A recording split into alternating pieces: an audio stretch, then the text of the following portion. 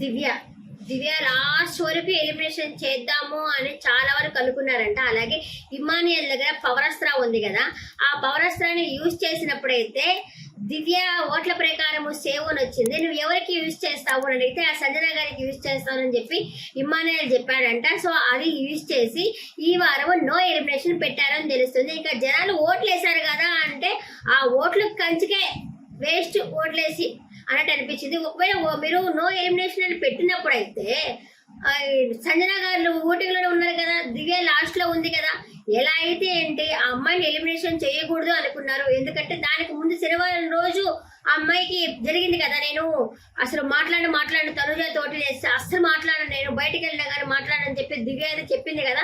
So కొంచెం rivalry ఉంటుంది వీళ్ళ వల్ల, మనకి ఒక టీఆర్పీ వస్తుందని ఆ అమ్మాయిని ఉంచుకున్నారని తెలుస్తుంది. కొంతమంది నాకు కమెంట్లలో నీకేమన్నా నాగార్జున ఏమైనా ఫోన్ చేసి చెప్పాడా ఈ మాట మాట్లాడుకున్నారని అంటున్నారు.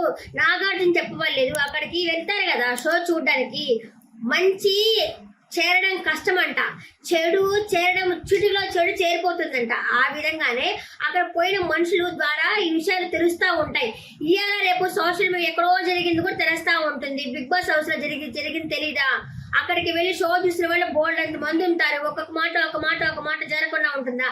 నాగార్జున గారే నాకు ఫోన్ చేయవల్ల వాళ్ళు మాట్లాడుకుంటేనే తెలుస్తుంది, పోయిన వాళ్ళు చెప్తా ఉంటారు కదా. అట్లా అనుకోవడం వల్ల ఆ అమ్మాయికి టీఆర్పీ కోసం అని చెప్పి ఆ అమ్మాయిని అయితే ఉంచుకున్నారు అని తెలుస్తుంది.